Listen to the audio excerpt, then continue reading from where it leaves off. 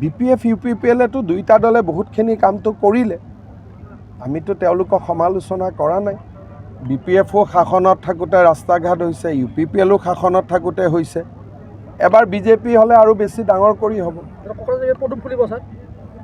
ফুলিবতো লাগে ৰাইজৰ উৎসাহ দেখি কিন্তু আমি কাৰো এগেইনষ্টত নকওঁ BTR-বাসী একত্ৰিত হ'ব লাগে আৰু BTR-ক অসমৰ ভিতৰতে আটাইতকৈ উন্নত অঞ্চললৈ ৰূপান্তৰ কৰিব লাগে BJPয়ে এনেকুৱা নহয় যে আমি ইয়াত সিট ইমানটা টাৰ্গেট আছে আমাৰ টাৰ্গেট বুলি একো নাই ৰাইজৰ ওচৰত আহিছোঁ ৰাইজে আমাক যি মৰম কৰে আৰু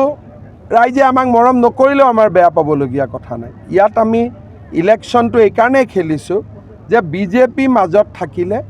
সকলোৰে সহায় হ'ব CM কোন দলৰ অগ্ৰাধিকাৰ দিব BJP ইয়াতে ইলেকশ্যনৰ ৰিজাল্ট ডিক্লেয়াৰ হোৱা নাই কেণ্ডিডেট অহা নাই এতিয়া এইবিলাক কথা পাতি কি লাভ মই ভাল পাওঁ যদি একত্ৰীকৰণটো হৈ যায় সেইটো তেতিয়াহ'লে বড়ো জাতি বা জাতি সত্তা বুলি আমি বহুতৰ লগত কথা পাতিব নালাগে তেতিয়া এটা দলেই বড়ো বা আন সকলো জাতিক প্ৰতিনিধিত্ব কৰিব পাৰিব গতিকে নিখিল বড়ো ছাত্ৰ সন্থাৰ যিটো প্ৰচেষ্টা দুইটা দলকে সন্মিলিত কৰাক তাক মই আদৰণি জনাইছোঁ নৱেম্বৰত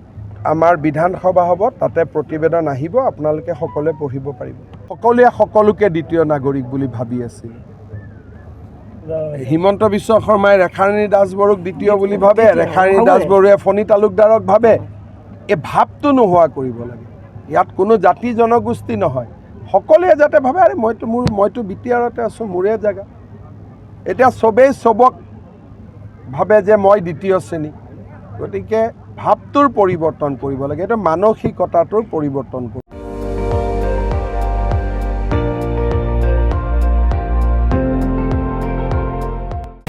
আপুনি চাই আছে ND24 সৰ্বশ্ৰেষ্ঠ নহয় সৰ্বোত্তমৰ দৌৰ